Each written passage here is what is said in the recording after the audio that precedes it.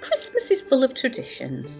Mince pies, turkey, mulled wine. But what about the foods that didn't quite make it? Tonight, we're unwrapping the ghosts of Christmas past. The tins, the puddings, the chocolates and the drinks that once defined the season but have since mainly disappeared from our tables. Join me and we'll count them down. At 50, celebrity tinned ham. Yeah, once it came in a tin. Ham with a glossy coat, sealed for eternity. Convenience was king in the 70s, but taste? Questionable. In at 49, party hedgehog. Cheese cubes and cocktail sticks in a foil-covered grapefruit or potato. The ultimate party stopper in the 70s. A hedgehog made of cheese. It was festive, it was spiky, and it was everywhere. In at 48, Cadbury's Welcome Bar. It rolled out in the mid-80s, and this bar was in nearly all Cadbury selection boxes. Do you remember it? At 47, Bendix Mingles. These were a selection of chocolates with a mint interior, ideal for that post-dinner mint hit. They were discontinued in 2011. At 46, festive-themed chocolate-covered biscuits. A real favourite at Christmas for many. There was uproar when they were discontinued in 2024 and animal friends were introduced. 45. Galaxy Truffle Celebrations. I love these. Galaxy withdrew these chocolates from their celebration box in 2011, replaced it by Twix, much to the annoyance of celebration enthusiasts. At 44, Terry's Carousel Chocolates. These were popular in the 1980s. A colourful mix of brightly coloured sweets and chocolates. It was actually marketed as a whole sweet shop in a box. Like Terry's Chocolate Orange, it was a firm Christmas favourite and was missed by Terry's chocolate fans. In at 43, Chocolate Lemon. These were launched in 1979, but passed me by, I'm afraid. They lasted 3 years before being taken off the market. Like Terry's Chocolate Orange, it was a firm Christmas favourite and was missed by Terry's chocolate fans. At 42, Terry's White Chocolate Orange. Terry's tried everything. Raspberry, toffee crunch, birthday cake, even apple. Some experiments were better left in the past, but this one seems to have been a favourite. It has made a comeback a few times. Do you remember it? At 41 through to 39, Sugar Mice, York Fruits and Opal Fruits. Names change, tastes fade, but who remembers biting into York Fruits, Opal Fruits or Sugar Mice at Christmas? Sugar mice have been around since Victorian times. You can still get them today in discerning shops. York Fruits, well, we had these every Christmas. Those lemon and orange candied peels were a Christmas staple in our house. Opal Fruits, they always turned up in the stocking and kept you quiet for ages. They were taken off the market for a short time, but reintroduced in 1998 as Starburst, which is what we know it as today. At 38, Baby Sham, a trailblazing drink for women in post-war Britain, instantly recognisable by the fawn on the label. It came on the market in the 1950s and quickly became a favourite. Don't be fooled though, this little bottle has a kick. Jumping in at 37, it's Pomaine. This was first marketed in 1906 as Cider Deluxe, but renamed Pomaine in 1916. I remember it at our Christmas dinner tables during the 80s. We thought we were drinking champagne. We were very sophisticated. It was discontinued in 2013 and is sadly missed by me. At 36, Party 7, a staple at social gatherings in the 60s and 70s. It was a red and gold can containing 7 pints of beer, which on occasion would explode when pierced, causing much hilarity. Do you remember this one? At 35, Advocar. Now I have fond memories of this drink. Still available today. This is what we used to make a snowball. A creamy tasting alcoholic drink, a bit like an American eggnog, that only came out at Christmas. We used to mix it with lemonade and give it a stir and voila, a snowball. Of course, at 34, it's Goldwell Snowballs. Containing lemonade, lime and Advocar, this was a festive favourite among Brits for many years, but has recently gone out of favour. My dad used to bring one home from the pub for my mum every Christmas. Fond memories. At 33, McEwan's Export. Do you remember the jingle? Sorry, I'm going to sing now. McEwen's is the best buy, the best buy, the best buy. McEwen's is the best buy beer. And it's still available today. In at 32, it's Cherry B. The 16th century tipple became very popular, used in cocktails in the 60s and 80s. My mum told me about a cocktail she got drunk on as a girl. It was cherry brandy mixed with baby sham, quite a concoction. Not as popular these days, but still available today. At 31, homebrew kits. These were everywhere when I was a kid. Everyone's father had one of these fermenting somewhere, ready for the Christmas period. I'm sure we've all got one story or another of exploding kegs or under-fermented beer at the Christmas time. In at 30, vol-au-vents. Mini puff pastry tarts filled with leftovers, mixed with mayonnaise is my recollection of a vol-au-vent. They were part of every party buffet at one point. Not as popular these days, they need to make a comeback. At 29, devils on horseback. These were dates stuffed with cheese or nuts and wrapped in bacon. What's not to like? Popular during the 60s and into the 70s, appearing at many dinners and buffets, these tasty morsels aren't seen much at all these days. At 27, it's the prawn cocktail. Gracing many a festive table in its day, this 1950s invention was de rigueur up to the 1980s, but has gone out of favour since. Still, it's an easy starter for Christmas dinner or a snack for a buffet. At 26, Cape and Ice chicken. You may not remember these. These were chickens that were around the size of a turkey. Until they were banned in the UK in 1982, these birds were a regular attendee at Christmas dinner tables.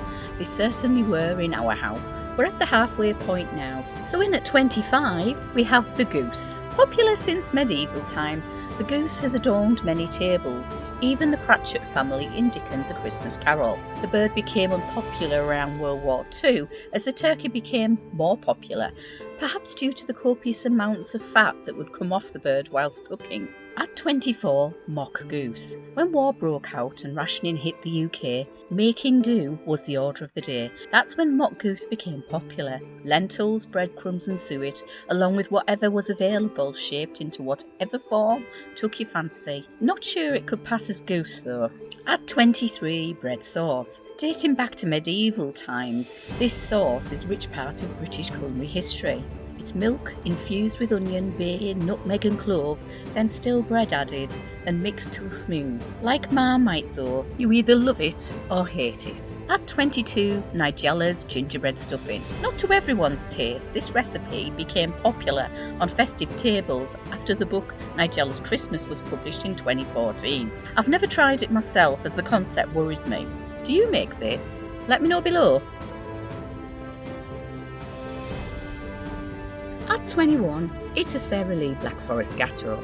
No buffet was complete without one, a frozen slice of decadence, now mostly a memory.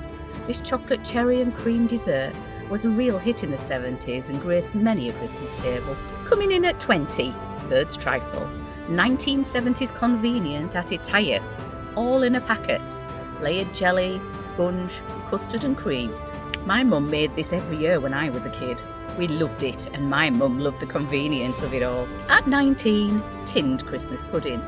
Yes, at one point it came in a tin. Tinning desserts became popular in the early 20th century.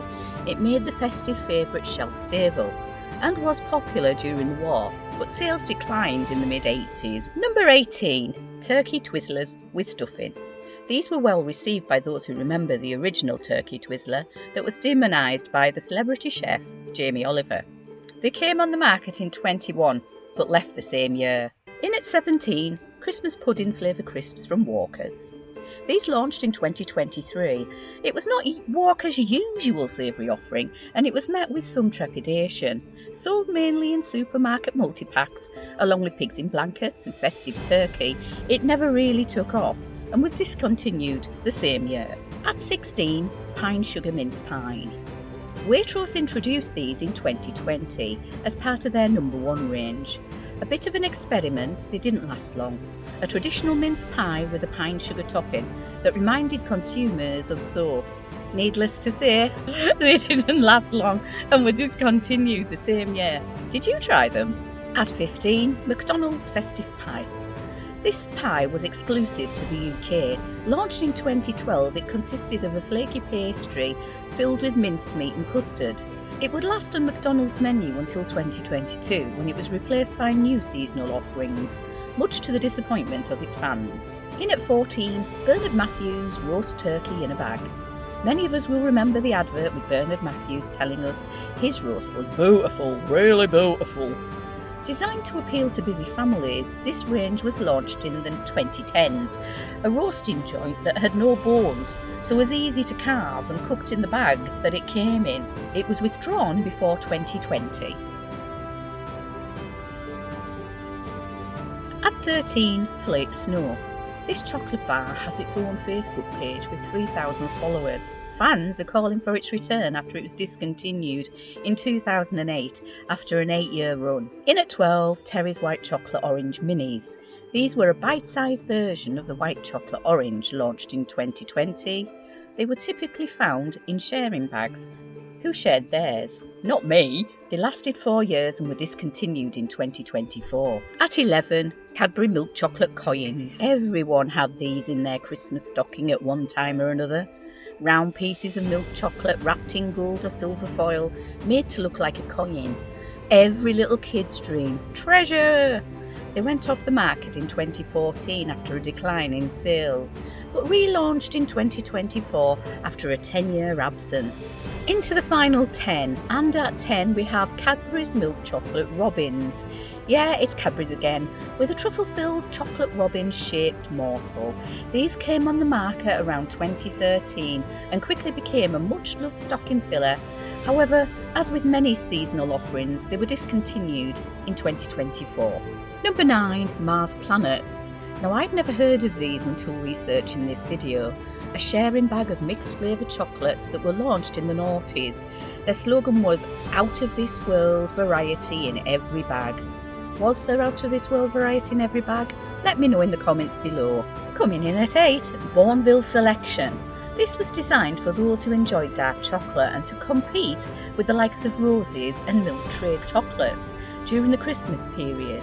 It was seen as the adult version of the chocolate world, but was cancelled in 2010 to make way for other Bournville offerings. Number 7, Mermaid Butter Cookies. These Danish cookies started out in the 1950s and quickly became popular as a treat at Christmas time, perhaps due to the festive tin they're presented in. The tin would then be used to store supplies after the cookies had been demolished. Win-win. Number 6, Rover Biscuits in the Tins. Who doesn't remember being gifted one of these tins at Christmas? The iconic red tin with all your favourite biscuits in was launched in the early 60s. These were immensely popular up until the 1980s, but sadly the manufacturer Crawford's were bought out by United Biscuits and the brand ceased to make the tins after this. Famous names, chocolate liqueurs come in at number 5. Everyone has had a box of liqueur chocolates gifted at Christmas. These were from Elizabeth Shaw and came into shops in the 1960s. They were chocolates filled with brandy, rum, whiskey or any other tipple. They were secreted away by many children whilst parents weren't looking. Or was that just me? At 4, mulled wine. This tipple that dates back to ancient Rome and spread across Europe in the Middle Ages became a staple in Northern Europe over the years. This warming wine with notes of citrus and spices more recently has gone out of fashion, possibly due to the cheap wine used in making the store-bought variety these days. In at 3, roast chestnuts. The Romans roasted them and ate them regularly. Due to their abundance, they became a filling meal in medieval times. By the Victorian era, they were sold by vendors and street corners at Christmas. They became part of a song in the mid-20th century, now rarely seen unless included in a bag of frozen Brussels sprouts. At 2, syllabub. This dessert hasn't changed much since the 1500s, when cream was added to curdled milk with wine or ale and served to nobles. Easy to make and totally delicious, it was forgotten about. when mass-produced desserts hit the scene in the 1970s. I think it's time to bring it back. And at number 1, Twelfth Night cake. This cake is possibly a precursor to our traditional cake. Lighter than the dark treacly version we have today, it's not enjoyed as much with the younger crowds today, who prefer more sugar-laced cakes, so it appears to be going out of fashion. Let's bring it back. Well, that's my top 50. What do you think? Do you agree with what I've said, or don't you? Let me know below. I'd love to hear from you. Anyway, for now, I'd like to say have a Merry Christmas and a Happy New Year, and I'll be seeing you with more videos in the new year. But for now, Liz out.